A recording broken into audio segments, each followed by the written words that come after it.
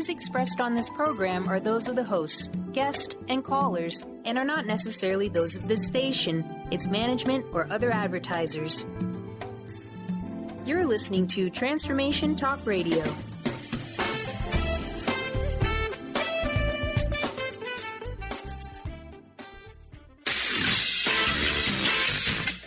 The Truth is Funny with Colette Steffen will have you thinking outside the box and riding the wave of infinite potential. Join Colette on the Higher Self Network as she provides energetic shifts and consistent results in every area of life, inspiring listeners to shine their brilliance and ensure success. Many people who shift out of limiting beliefs roar with laughter as they recognize the humor of the giant cosmic joke. The truth is funny. Shift happens. Feel instant relief. Stay tuned for more fun and release struggle and suffering. And now, here's your host, Colette Steffen. This is Colette Marie Steffen. Welcome to The Truth is Funny on Transformation Talk Radio. Shift happens every Wednesday morning at 8 o'clock a.m. live on the radio waves and in the archives at thetruthисfunny.com and transformationtalkradio.com. The energetic shifts are still accessible through what I call HSN, the Higher Self Network, if you're listening later. I've been traveling around the globe to share life-transforming information and meeting some really awesome people, and it is my pleasure to provide you with an opportunity to connect with these people and to receive energetic shifts and creative solutions to your problems. Today, we do love to hear from you. However, on today's show, I have a special guest that I really would like to give the floor to. So we will not be taking calls right away. I just want to give my guest every opportunity to share his empowering information with you. Dr. Michael T. Hyson, PhD, is here with us today to share information about the dolphinization of the planet, the humanitization of space, and the re-enchantment of the Earth. And Michael is the research director of the Sirius Institute in Hawaii. He was raised in Winnebago, Illinois, on a small farm with many pets, and at the age of 14 enjoyed the summer living with dolphins. His fascination with dolphins led him to becoming a neuroscientist with degrees from the University of Miami. Michael considers Dr. Hank Tribby, linguist for John Lilly, the author of Man and Dolphin, to be one of his many fine mentors, and he has focused his studies on consciousness, the brain, understanding other species, and space migration. Michael has worked with dolphins, interspecies communications, robotics, computer vision, binocular vision, space colonies, electrostatic levitation, and is a full-fledged rocket scientist. So for 25 years, Michael has dedicated himself to the integration of the cetacea through the musical communication with the late Star Newland, founder of the Sirius Institute, who has developed language sculpting and underwater birth programs with the dolphins. Michael, it is such a pleasure to have you on The Truth is Funny. Well, thank you. Yeah. Good to be here. Yeah, so, I just wanted to really give you a chance to, maybe focus on the first three topics, like if we focus first on the Delphic tradition, the partnering of humans and dolphins and whales. Do you want to talk about that a bit? Sure. Well, just to recap a little bit, I realized that a lot of what I'm talking about has to do with changes of consciousness, and especially with the physics I got to do with Elizabeth Rauscher later. We now have models of many things about consciousness that open things up a lot. But as a child, I was interested in animals and pets, and I realized they were very conscious animals, and they were very different from the meat robots that were described in our school. Yes. I always knew that they were very awake and aware, and they were my friends and so on. And they were very conscious. So that led to some interesting conflicts in my education. But I always held on to the fact that the dolphins were very conscious. Anyway, at one point I had some pet bats, so I got very interested in bat sonar. and was prowling through the library looking for animal sonar papers and things like that, and found John Lilly's book called Man and Dolphin. And by the end of that, they're teaching the dolphins English, and that just had me hooked.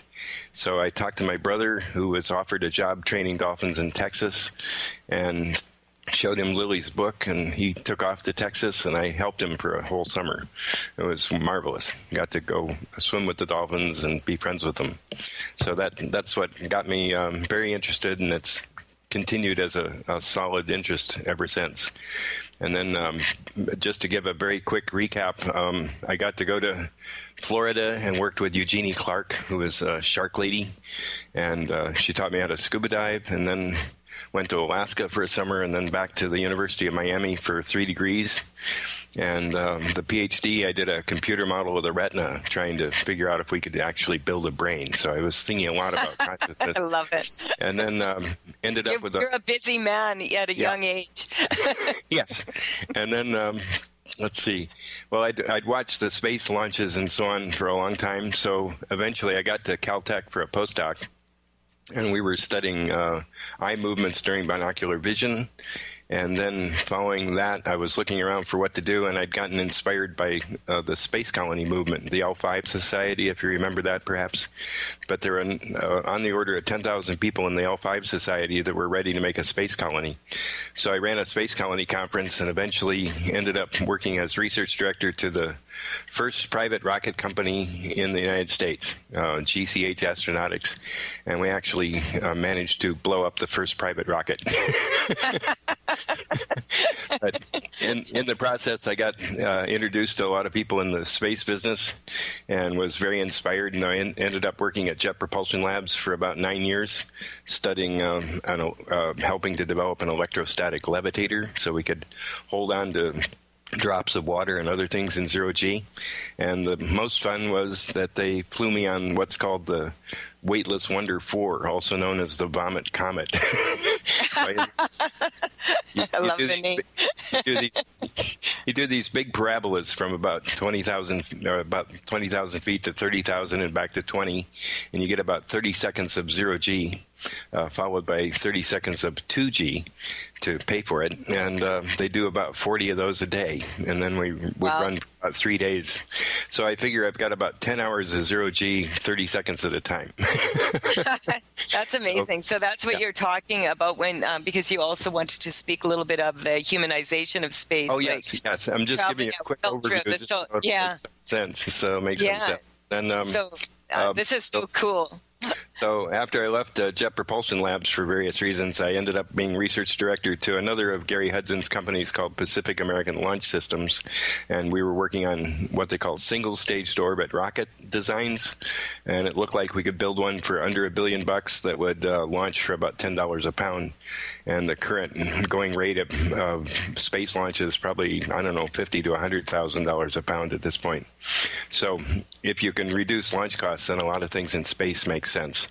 So absolutely. And then anyway, the rocket companies eventually kind of fell apart for various reasons, but we got a lot done. And then I decided it was time to get back to the dolphins. So I met it's a long story, but I met a dolphin named Dreamer and had a story. I was watching that on YouTube that you'd met this. That was quite some time ago, was it not? Yes. Yeah. Well, back when I was 38.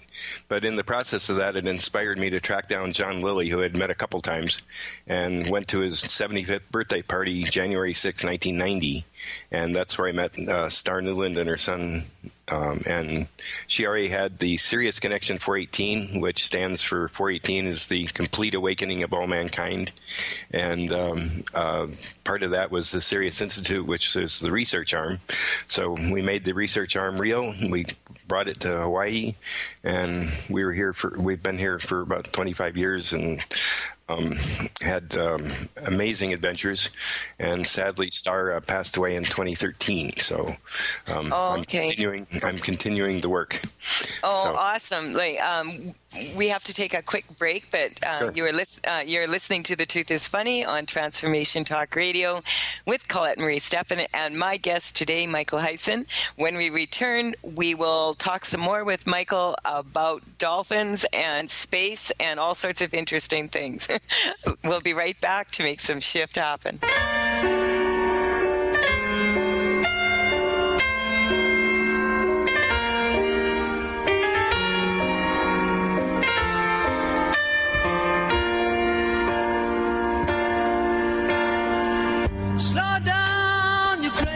Child, you're so ambitious for a juvenile, but then if you're so smart, tell me, why are you still...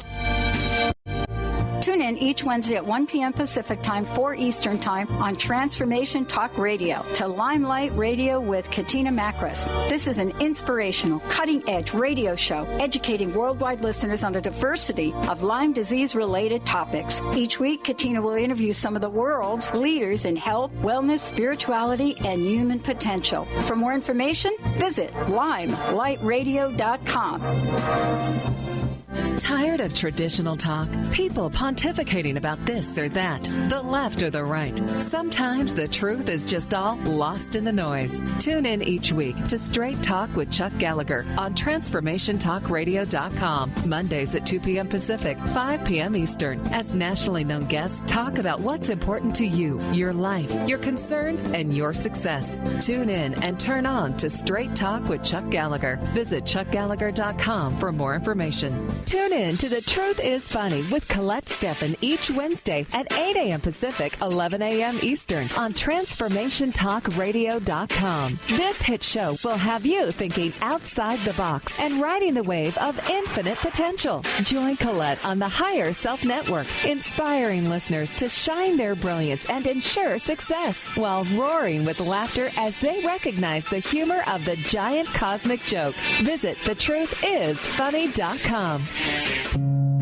My dream is to end homelessness. My passion is living a green life. My dream is to end poverty. My passion is volunteering. My passion is making a difference. My dream is to cure Lyme disease. My passion is rebuilding communities. My passion is helping those in need. My passion is caring for the elderly. My dream is to find a cure for cancer. My dream is to leave a better world for my children. We all have that special passion, that lifelong dream that drives us to live our lives with meaning and to create a better world.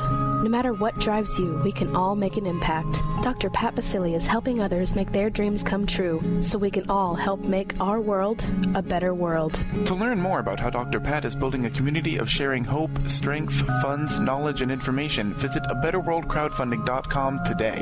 That's abetterworldcrowdfunding.com.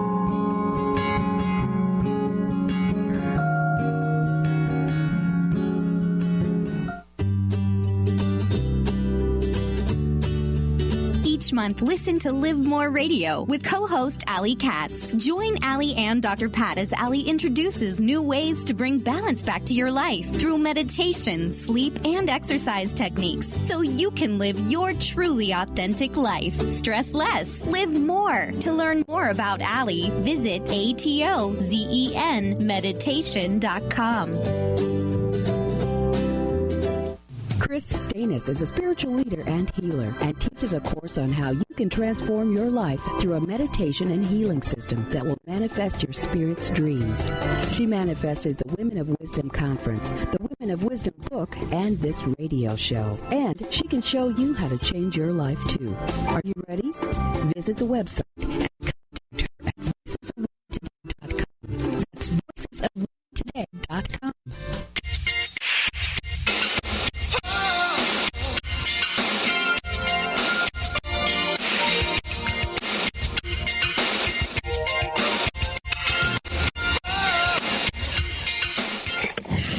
We are back on The Truth is Funny with Colette Marie Steffen and my guest today, Michael Hyson. Before we continue, Michael, can you please share your contact information with everyone? Oh, sure. We have our major website is www.planetpuna, P as in Paul, UNA. Puna is the southeast corner of the big island of Hawaii. So it's planetpuna.com. And let's see, you can write either planetpuna@yahoo.com or SiriusInstitute@yahoo.com. And you can peruse our website. There's a number of things there. Yeah, I noticed that you're offering quite a few gifts for the listeners that they can. Do you want to just tell them how they can access those? Well, yes.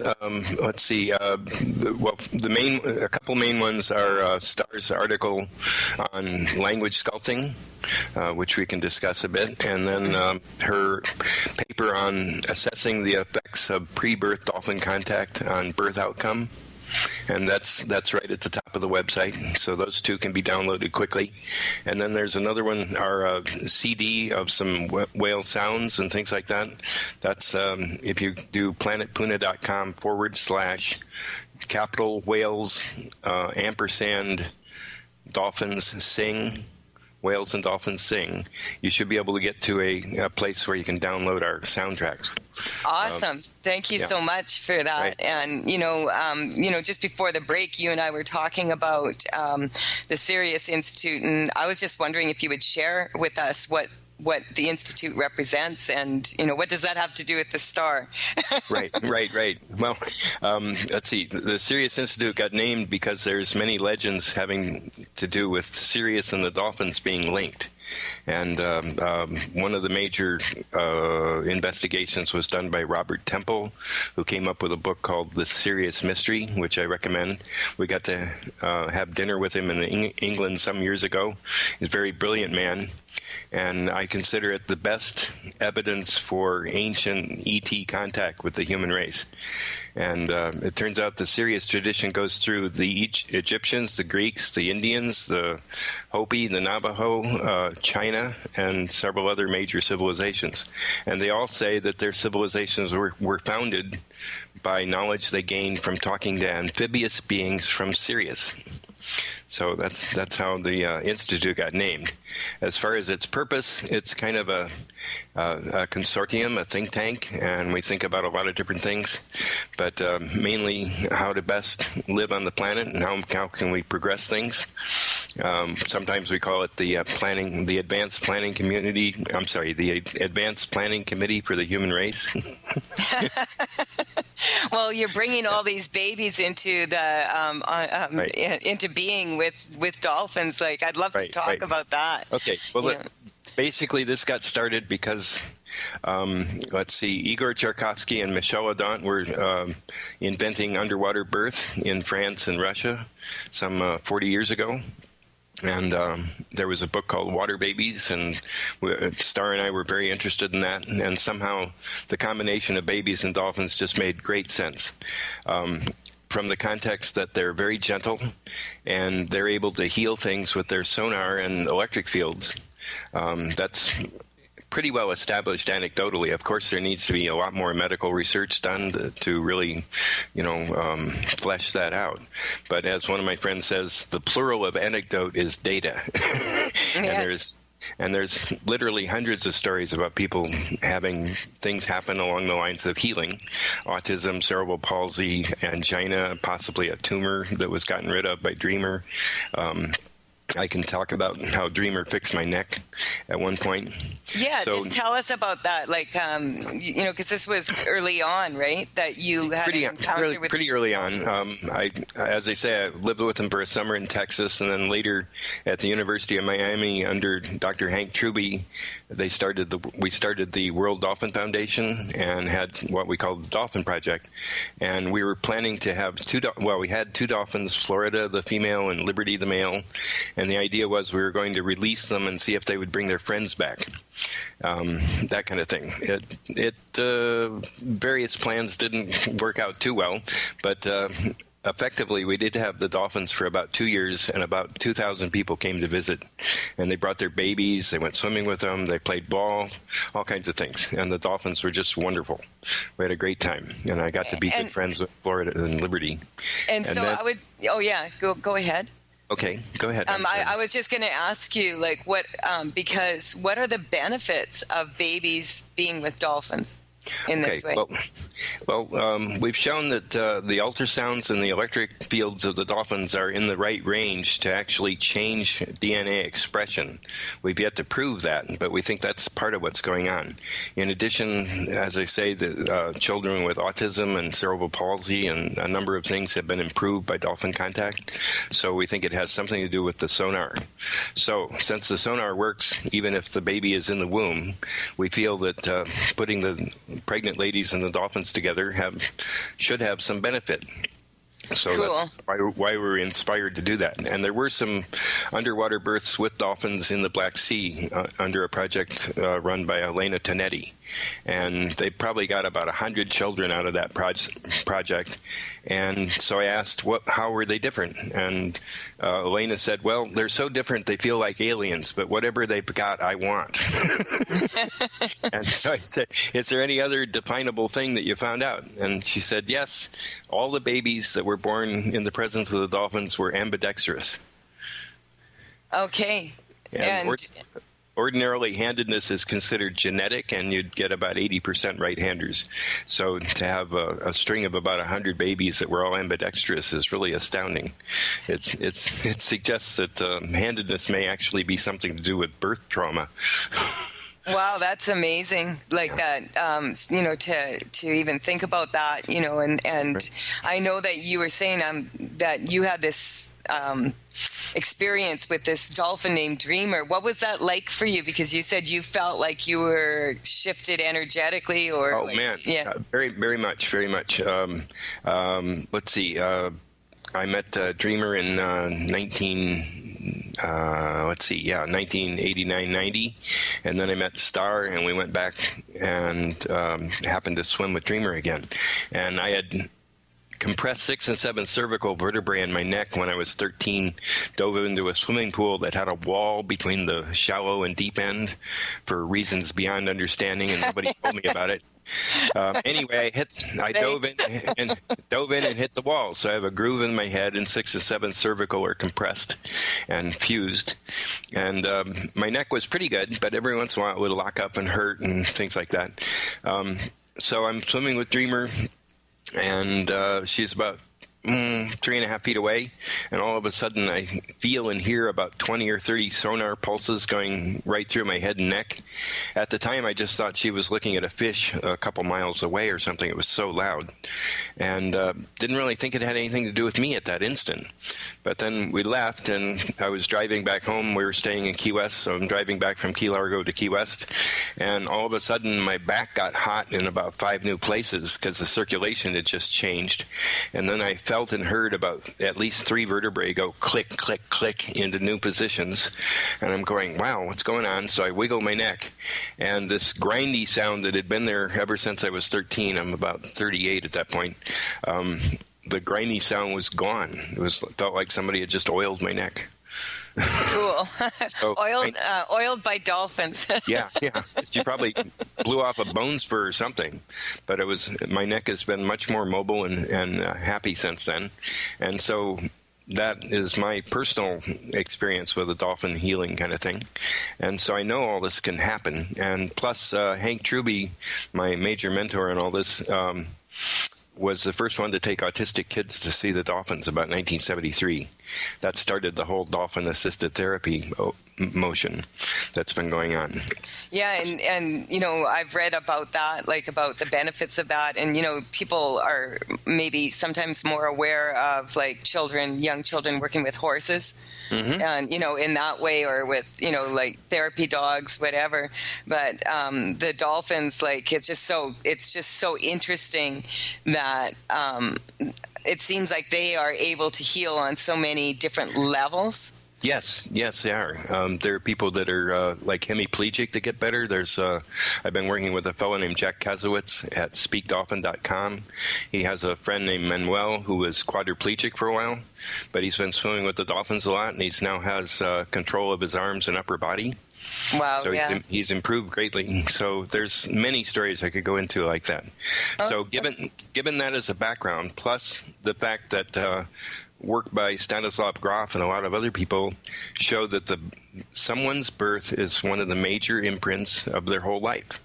So if you come in, if you're birthed into a loving environment, that's great. Everything works fine. If you're born into a traumatic kind of situation, you still accept that as love. So you try and recreate that in the rest of your life. So if your birth was traumatic and chaotic, then you tend to make that happen in your life. That is so interesting. We have to take a break again here, but when we come back, I'm going to get you to talk some more about that. I'm Colette Marie Steffen, and you're listening to The Truth is Funny on Transformation Talk Radio. You can connect with me at thetruthисfunny.com and also on all social media and Facebook and Twitter at The Truth is Funny with Colette. We'll be right back to make some more shift happen.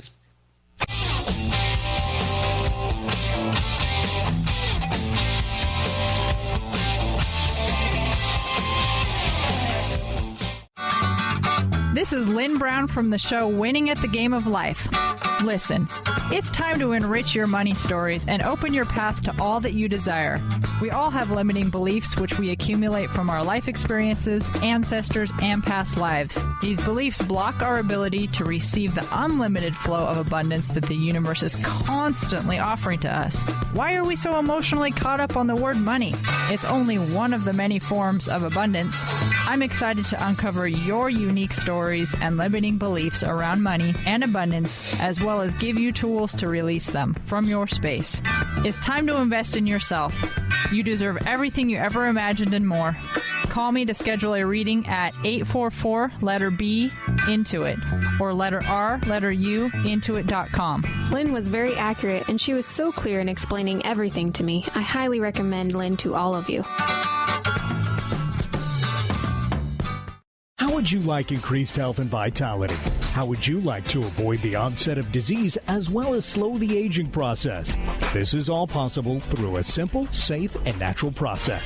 Every day we are either moving toward wellness or away from wellness. Hi, I'm Mary Jane Mack. I'd like to be your partner in achieving optimal health. Contact me now at maryjanemack.com or call 425-392-0659. Visit maryjanemack.com. The Miracles of Holistic Health and Wellness with Dr. Ronnie. She will change your thinking about your health, your body, and your mind. One of the most dynamic holistic experts in the country, Dr. Ronnie, best-selling author, naturopathic doctor, independent scientific researcher, registered nurse, and founder of Martha's Vineyard Holistic Retreat. Each week, this media sensation will help you obtain optimal health through her no-nonsense advice and world-renowned guests. This show features holistic solutions and remedies to the health concerns that are on your mind and in your body. Whether Dr. Ronnie talks about how to make healthy meals, detoxing your body, she will discuss the latest advancements in longevity or life extension therapies. She will discuss treatments you won't believe we still use in this country to treatments that we should use and don't. Are you open? Are you ready? Let's say yes to Dr. Ronnie. The end game is helping you make the whole body healthier. Say yes to the Miracles of Holistic Health and Wellness with Dr. Ronnie.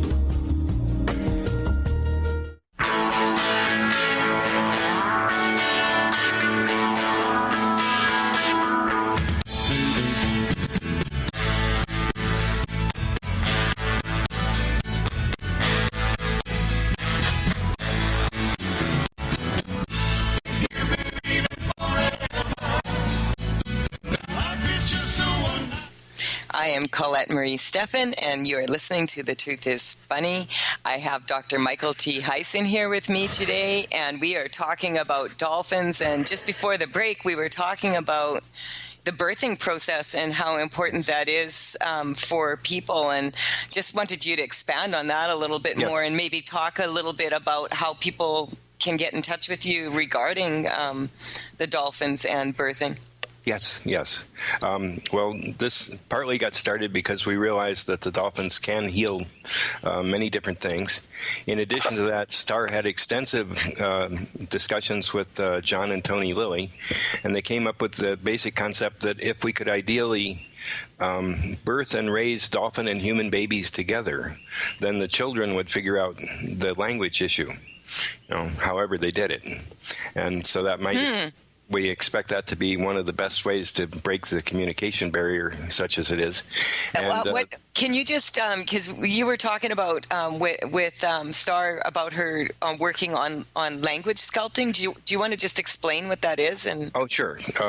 Language sculpting came out of her work with the dolphins, knowing that if we were going to communicate with them, we had to get our own language clear. And we have what she called a common use of language in which a lot of negatives are used, for example. There's several levels to it, but just to give the basic. If you say something like, I don't want my car to break, you've just given your brain the image of the car breaking. Mm-hmm. Anytime you say not X, you're thinking of X. Mm-hmm. So it's always. So a sculpt on that, just to give the basic process, would be to say, well, what you really want is you want your car to run well. Mm-hmm. And so we would flag knots by replacing them with 0, like I 0 on my car to break. That's at least better. Yes. But that becomes like a placeholder for where you can figure out how to say it better. So Starr defined it as language sculpting was the creation of coherent realities through the conscious use of language. I love that. And that is what we talk a lot. My colleague and I, Mark Kittenbach from Germany, we do energetic upgrade seminars. We talk a lot about that, about people, the languaging, the words, every word has energy. And when you use those words and you use words that from a lot of people focus more on what they don't want than what they do want. Exactly. Yeah, without even realizing that that's what they're doing.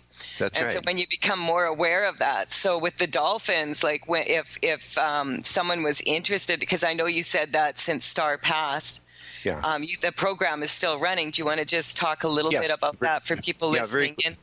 Sure. You're welcome to contact us either at SiriusInstitute@yahoo.com or PlanetPuna@yahoo.com, and we have some information we can ship. Starr's paper on assessing the effects of pre-birth dolphin contact is up on the website. You can look at that. Since we mentioned language sculpting, there's also a booklet by her called A Primer on Language Sculpting that you can also download. It's about a compressed 10-page document. Took her about 30 years to write it. Wow, that really is. I'm getting it. It's just a powerful document. Right. And then I haven't read it myself yet, but I will be. Well, after meeting the dolphins, she became very interested in the birth process and wanted more than anything to give birth with the dolphins. And so that was one of her great things. Her first son, however, came out as a C-section. He was fine and everything. And from that, she realized that this whole dolphin birth thing is actually more about a state of consciousness. So she wrote a paper called How to Create a Dolphin Conscious Child. It was basically if you have the expansive dolphin consciousness in your body, if you embody that, then the birth will be fine anyway. But it's still a goal to have birth in the water with the dolphins. What happens with that? Well, according to Elena Tonetti, there's hardly anything obvious going on. In the cases in the Black Sea, the dolphins just would hang out about 20 feet away, and they never did anything particularly obvious. But yet the children came out ambidextrous. I love it. Here in Hawaii, there are some lineages, we're told, by some of our informants, Papa K among them, that have birthed babies in the water with the dolphins for generations. They're pretty quiet about it, but it is a Hawaiian thing, and those that are especially connected with the water are done that way. So that's part of where we got going here, because it looks like it had been done. So far, though. We've gotten up to about 30 babies now, and they've all come at night when the dolphins are out hunting. So logistically, we've yet to be able to even have the opportunity of birth in the water. But again, since it has to do with conscious state and the fact that the dolphins can do things with their sonar and electrics, even with a pregnant lady, perhaps the actual birth with the dolphins is not that important, perhaps. But it makes sense when you think about it, because I wrote a book about this, actually, about how the number one worry or concern for children, the number one weakness for children is a mother's worry.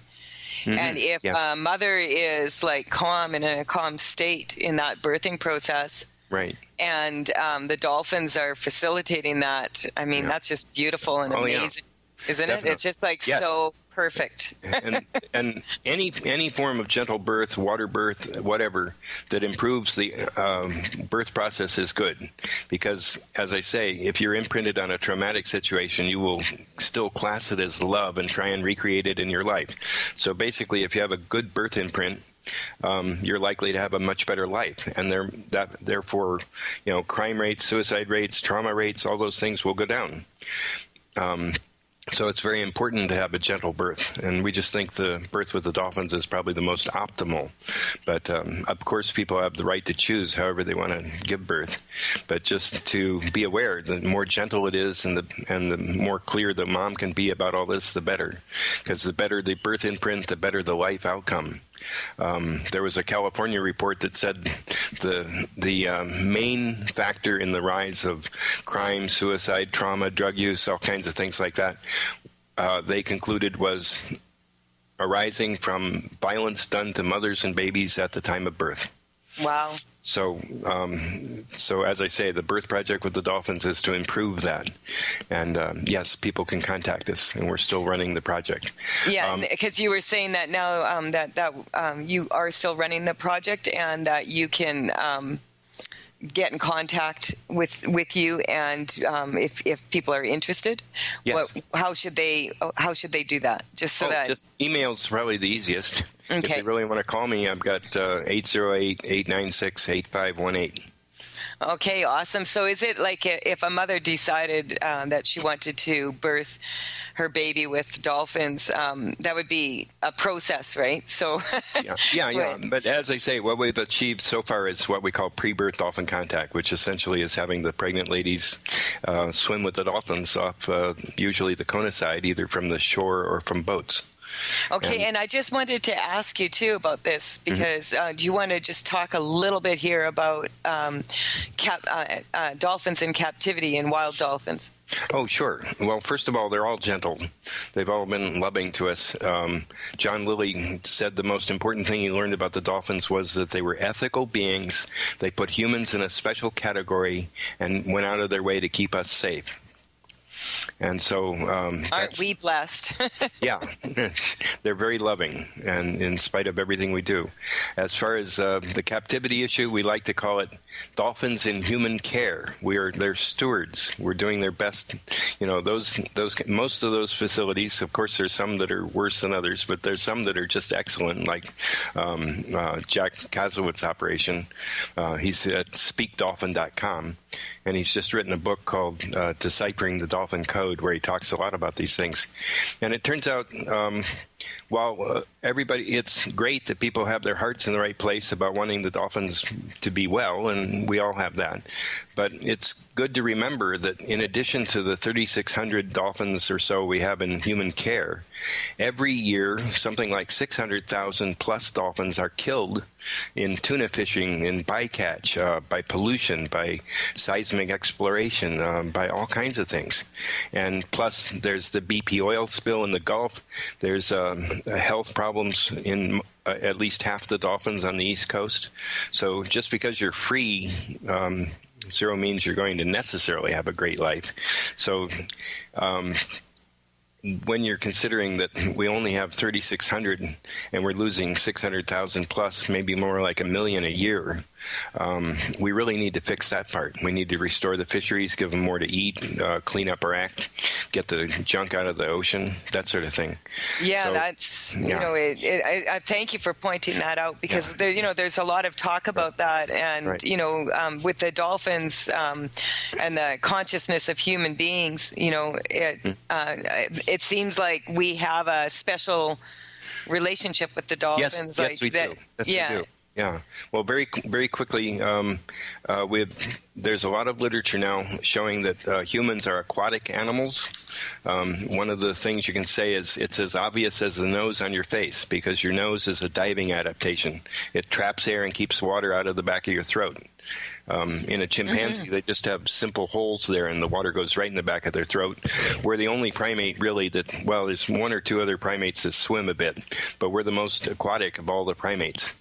And so part of the other thing about the birth process, especially the water birth, was it reawakens our aquatic nature. It turns out, we've lost our hair, we have the nose, we've got saltwater tears, we have all kinds of marine characteristics. And so we are aquatic mammals, and we've pretty much forgotten that. So ideally, if you had a water birth and then left the child with a lot of water experience for their first 3 months before they start to crawl, they can be in the water all the time. So instead of being slapped out in a 1G field staring at the ceiling, they can be swimming and twirling around, doing all that. And at least in our scenario, playing with the dolphins a lot. So, that sounds like a real cool upbringing. so we've basically forgotten that we're aquatic. And yeah. The next thing is we happen to need things like eicosanoic acid, that's a 20-carbon fat. I just got to get you to hold this thought, because we do need to take another break. But when we come back, we'll finish talking about this. This is Colette Marie Steffen, and you're listening to The Truth is Funny on Transformation Talk Radio. We'll be right back after this short break.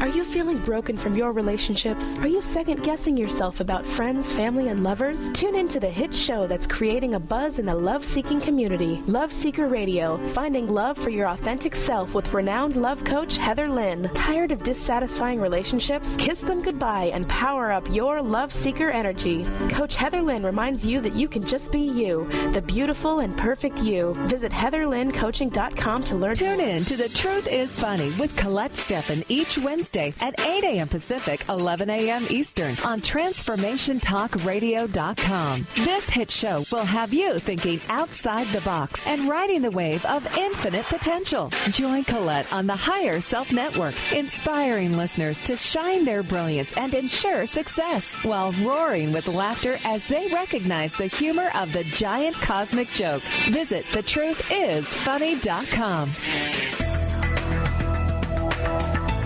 Would you like to be a question with anything that comes up in your body or mind? Would you like to become totally aware and begin to function as the conscious being you truly are? Join Access Certified Facilitator Glenna Rice every month for a live teleclass where you can ask all of your questions and learn to create change in any aspect of your life. Visit GlennaRice.com today to learn more, and don't miss the next call. Join the questionable conversation today at GlennaRice.com. Sky Siegel co-hosts one of today's most popular psychic shows, Angels and Answers, with Artie Hoffman, as she communicates healing messages from the spirit world. These messages can be astounding, enlightening, and life-changing. Born with the God-given talent of inner guidance and the amazing ability to heal, Sky has healed thousands of people. Schedule a reading with Sky now. Call 908-500-1474 and visit skyofangels.com. You got attitude? Keys to the rescue. Adjust your attitude with Keys Clear Protein Waters. So refreshing. Just a few sips of Keys will give you a whole new outlook, thanks to 22 grams of the happiest protein on earth. Tingling tasty without the guilt of naughty or nasty ingredients. If that doesn't put a smile on your face, maybe you need to drink too. Put a little in your attitude with Keys Protein Water on Amazon or at Keys, Kees, please.com.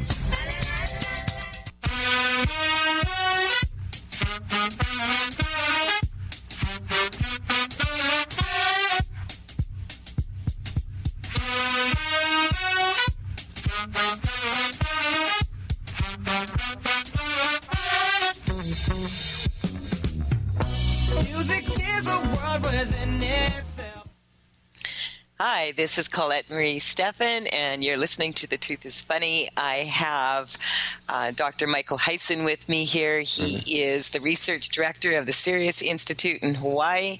Just before the break, I can't believe we're running out of time already, Michael, right. But yeah. Just before the break, you were explaining how important it is that people recognize that that we're aquatic. Yeah, that we're aquatic. Yeah. Right. That's what we've found. And as one quick example of many, we need eicosanoic acid, which is a 20-carbon fat that only occurs in fish and seafood. And we require that for proper brain development. In addition to that, we have spindle cells that the cetacea have in our brains that are connected to creativity and perfect pitch. We're very good divers. I mean, the best free divers are now going at least 300 feet, that sort of thing. So we're quite aquatic. So that leads to the understanding that we've had a partnership with the dolphins for a long time, like the ancient Greeks did. And also a friend of mine, Rose Farrington, lived with some Aboriginal folks that had the dolphins completely integrated into their societies. They were just friends, and they hung out together and fished together and were friends. So that's been going on for probably at least 50,000, maybe 150,000 years in Australia. So it's mostly the Western guys, Western civilization, that forgot all this. Okay. But just not us again. Yeah. But to explain that this solves this dolphin and human care issue, because we're really partners, and we have, at least in my view, we've been partnered for thousands of years, and we should get that back. And I would support, we have a concept, for example, called the Cetacean Commonwealth, the idea of having a new nation where the whales and the dolphins and the humans that support them can join a nation and stump for their rights and proper treatment, cleaning of the oceans and things like that. So I think it's really important. Many of the things we do, we call them an outreach project of the Cetacean Commonwealth. Okay. So anyway, in the process of all this, by improving the birth and realizing again that we're aquatic and honoring that, I think we'll get communication with the dolphins. We'll have better babies. Improving the planet one baby at a time, and we may actually find out that humans are different, because almost everybody here has missed their aquatic experience. So by properly birthing and raising babies around dolphins especially, I think we'll finally find out what human beings really are. So I think it's very important. It's an amazing step in evolution, really, when you think about it.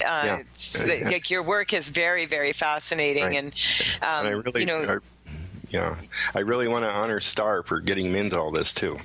She was obviously more knowledgeable about birth than I am. I mean, she's a mother, of course. Anyway, but very quickly, she gave birth on Kahana Beach out here to her second son. We were ready to deliver him in the water, but he decided to come out 1 foot first, so we delivered him on the beach. There were 300 dolphins waiting and singing so loudly that you could feel the ultrasound about a foot above the water. One of their own babies was born about 15 minutes before Stargate birth, and it was quite a magic day. Wow. This guy brought some parrotfish and laid them out on the sand and said, "What a day, you can have the fish." So about 3 years later, I find out that these parrotfish were traditional offerings at Royal Hawaiian Birth. So, wow. So there's a shamanic level to all this that we barely scratched the surface of. Yeah, but, you can feel that, like that energy. There's just so much information around this topic that we obviously don't have time to get into fully. But I just I have to know before I get you off the radio show here what you mean by the re-enchantment of the earth. Okay. Well, as I say, a lot of this has to do with consciousness, and I've been thinking about consciousness. I tried to build a retina and was trying to build a brain and that sort of thing. So especially having met Dr. Elizabeth Rauscher, she's a major physicist, has done everything from particle physics to understanding consciousness and remote viewing. So there is a shamanic level to us. What Elizabeth would say is that it requires at least an 8-dimensional description to explain what happens with things like telepathy and remote viewing. And there's literally hundreds of studies showing telepathy works. Elizabeth worked with Uri Geller and the Stanford Research Institute on remote viewing, and there's millions of trials now. And the probability that remote viewing, that, for example, doesn't work is about 1 over 10 to the 20th. Which means it's probably better established than the speed of light, okay? But along with that, she's also shown that you can do metal bending, you can do psychokinesis and change decay rates. You can affect the double slit experiment. The remote viewing works as well in terms of past, present, and future. It all works about the same. So it means that we're probably 8-dimensional beings that are existing beyond our conventional time and space. And you can show that the brain responds to a future event up to 14 seconds before it happens, that sort of thing. So I just love it. part of us obviously exists in a higher dimension. And that means, among other things, that any mechanistic description of the universe has got to be wrong. And so one of the reasons I call it the re-enchantment is when you accept things like telepathy, the shamanic work, and all these things, then you get to a place which used to be called magic. So we've been told all these mechanistic stories about how the universe actually supposedly works, but in fact, there is no mechanism. The non-locality, gravity, all those things spread throughout the whole universe. They connect everything. So to bring Star's point back, if you're going to language sculpt, every word and every thought and everything you say is connected to the entire universe and affects it. And, wow, this is just amazing talking with you, Michael. I'm so much. Thank you so much for being on the show and sharing this wonderful information with us. And we'd love to have you back sometime to talk some more about all this. That'd be great. Awesome. This is Colette Marie Stephan, and it's been such a pleasure to share this information. I just wanted to also let you know there was a person that had called in or emailed me regarding a young child with cancer, and I just wanted you to know that if you're listening now that I was working on it energetically. Feel free to email me. Next week we'll have a guest on again where we do energetic shifting. And Michael, I just wanted to thank you for all your amazing good work. And, you're very welcome. Yeah, sharing all this information with us. And do you have any last words that you want to? Well, I guess just basically, I'd like to see the full partnership of the cetacea, the Walt dolphins and the whales, have them reintegrated into our societies as full partners and so on. And I think that will greatly improve our outcome on this earth. And then my personal dream is to eventually have a dolphin crewed spaceship, and we can go to Sirius so we can go to Sirius together. Well, you let me know when you got that running. Right, but I think we'll continue to learn from the dolphins. Oh, I should mention this also. Go to speakdolphin.com. There's some wonderful work by Jack Kazowitz that I've been involved in. We're finding that, for example, when a dolphin echolocates on a cube shape, and you put it into what's called a chymoglyph, which is basically a puddle of water that's being vibrated by a sound. You feed the dolphin sounds of echolocating the cube, for example, into the cymoscope, and what forms in the puddle of water is a shape of the cube. A three-dimensional shape appears in the water.